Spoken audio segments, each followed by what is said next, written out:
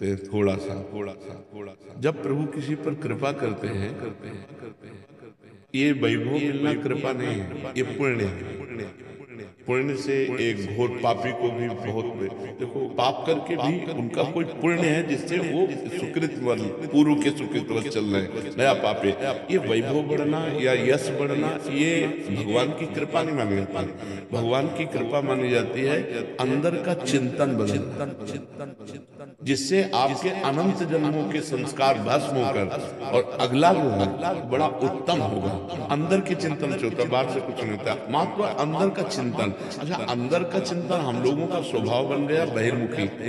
बहिर्मुखी मतलब बाहर यश कीर्ति लाभ विजय, इससे हमको सुख मिलता है, अंदर से कोई मतलब नहीं रखता कोई बिरला ही अंदर से। अब क्या होता है, भगवान जब कृपा करते हैं तो संत समागम देते हैं, दूसरी जब कृपा होती है तो विपरीतता देते हैं और फिर अंदर से एक रास्ता देते हैं, ये मेरा रास्ता है, ये परम शांति का रास्ता है, ये शांति का रास्ता नहीं। भगवान वो रास्ता देते और जीव को अपने पास बुला लेते हैं। बिना प्रतिकूलता के संसार का राग नष्ट नहीं होता। किसी को भी वैराग्य होता है तो संसार की प्रतिकूलता देखकर वैराग्य होता है। सब कुछ हमारे अनुकूल है तो हम आनंदित होकर उसका भोग करते हैं। जब हमारे ऊपर प्रतिकूलता आती है तब ठेस पहुंचती है कि इतना झूठा संसार, तो अंदर से भगवान रास्ता देते हैं। ये सही है, भगवान बिना प्रतिकूलता के इस संसार को छुड़ाने का कोई भी औषधि नहीं रखी। आज तक जितने बड़े महापुरुष हुए हैं जिनका जीवन बदला है,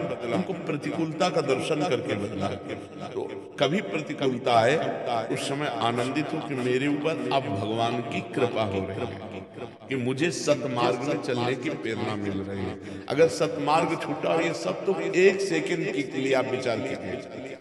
अब अपना सुधार करो, अपने जीवन को सत्य में ले आओ, तो अगला जो होगा वो बहुत जोर का होगा।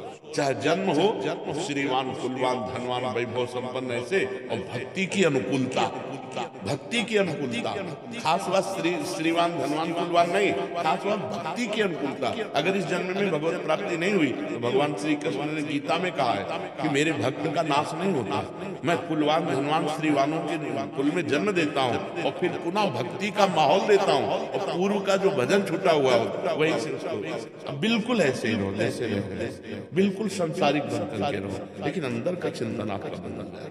अंदर के चिंतन में आपकी यश की भावना न रह जाए, अंदर के चिंतन में आपको धन बढ़ाने की भावना न रह जाए, अंदर का चिंतन हो जाए प्रभु बहुत जन्म व्यतीत हो गए, अब एक बार आपसे मिलना चाहिए, एक बार आपसे मिलना चाहिए प्रभु, मुझे आप चाहिए, आप संसार है, तो बात बन जाएगी, तो बात बन जाएगी। इसलिए आनंद पूर्वक भगवान का नाम जप करो, बिल्कुल चिंता मत करो। बाबा क्या नाम जप से हो जाएगा? पूरा ये हम अपने जीवन का अनुभव बताते हैं। सांख्य योग और अष्टांग योग और कर्म योग और भक्ति योग, चारों योगों में प्रवेश रहा है। पहले हम सन्यासी रहे 20 वर्ष सन्यासी रहे काशी विश्वनाथ जी। तो हम सांख्य योग अष्टांग योग, जो अष्टांग योग है ना, अष्टांग योग कर्म योग, इन तीनों को अच्छी प्रकार जान करके और फिर भक्ति योग में आए।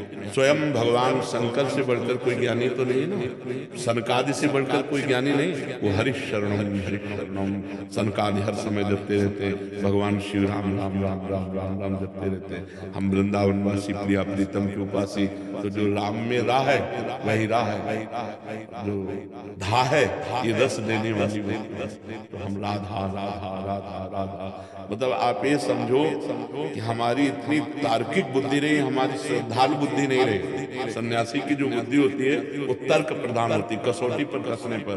तो हम केवल भावुकता में राधा राधा का प्रचार नहीं कह रहे कि हमने सुना और ऐसे ग्रंथों में पढ़ा, ऐसे कह रहे, स्वयं स्वाद लेके कह रहे और विश्वास के साथ कह रहे कि यदि आप राधा राधा जपते हो तो इसी जन्म में भगवत प्राप्ति हो जाएगी, इसी जन्म में। जैसे किसी से कहा जाए कि तुम सत्य बोलो, मंदिर में चढ़ के बोलो, तो हम मंदिर में नहीं, हम वृंदावन में बैठे, करोड़ों मंदिर इसकी समानता नहीं कर सकते, भगवान का परम धाम है।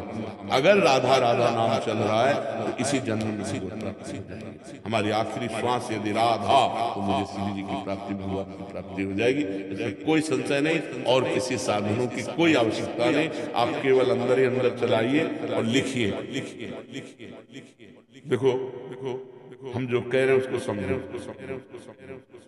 बहुत अधिक नाम जपने की हमें चेष्टा नहीं करनी, कम संख्या हो लेकिन मन लगा कर।